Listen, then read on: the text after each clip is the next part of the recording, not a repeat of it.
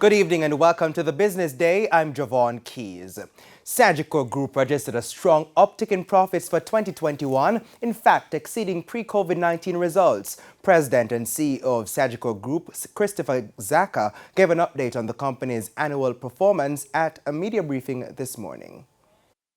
Sagicor Group has seen strong growth in various business segments over the last year, reflecting strong recovery amidst the COVID-19 pandemic. CEO of Sagicor Group, Christopher Zaka, says profits have exceeded pre-pandemic figures. And that profit was $17.4 billion. That represents a 26% increase over 2020.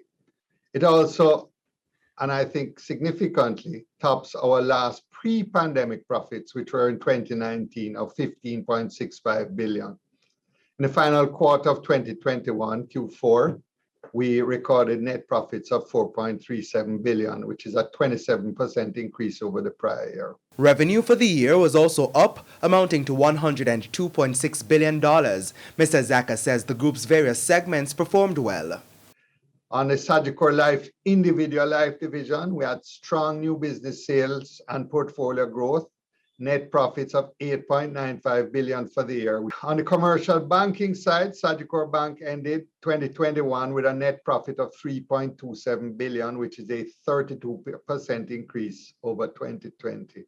And the segment saw significant increases in transaction volumes and demand for credit cards and credit card spend, along with what was very good management on the credit side of significant loan loss recovery in 2021.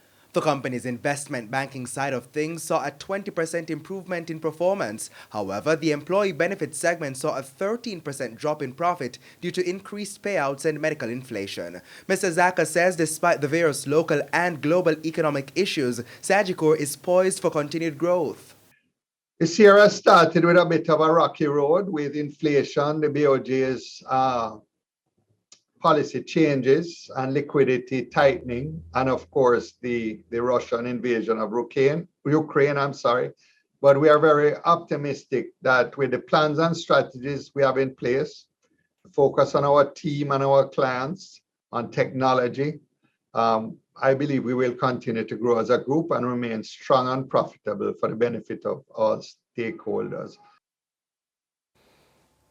President of Alliance Finance, Peter Chin, is to be sentenced on behalf of the company in the St. Andrew Parish Court next Thursday, March 10. Peter and his brother, Robert Chin, both appeared in court today. However, their attorney, Tom Tavares Finson, Queen's counsel, asked the court for more time to further discussions, that is, to bring the matter to a close. The Financial Investigations Division, FID's attorney served a document for committal hearing today. The Chins were charged last December with various breaches of the Bank of Jamaica Act, the Banking Services Act, and the Proceeds of Crime Act, for which they were granted bail. In January, Peter Chin pleaded guilty on behalf of Alliance Finance to 28 counts of lending foreign currency without authorization and 6 counts of unlawfully taking deposits. This was part of a plea agreement with the prosecution, which should also see the men's individual charges being dropped. Some more company news now. Education technology company EduFocal's initial public offer IPO closed today, moments after trading opened. The offer to raise $129.7 million was oversubscribed. Shares were sold at $1 each. Now the company, which plans to list on the junior market of the JSE, will share the basis of allotment in the coming days. EduFocal hopes to use the proceeds to pay off debt and expand. And massive stock split will take effect on March 11. The Trinidad-based company, which cross-listed on the JSE in January, shared the date in a notice today. The decision will see each of Mass's ordinary shares split into 20 ordinary shares. Therefore, as at March 11, the authorized number of issued and outstanding ordinary shares in the company will be increased from 99 million to 1.98 billion ordinary shares. Now let's head to the currency market. It's costing an average $155.34 for the U.S. currency. $123.14 is the going rate for the Canadian dollar, $206.19 for the pound, while the euro is trading at an average $172.07.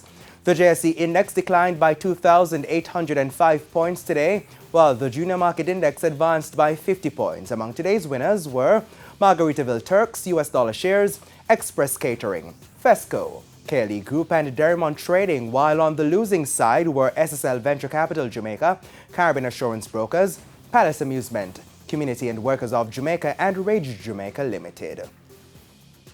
And that's it for the Business Day. I'm Javon Keys. Stay with us. Regional and international news are after the break.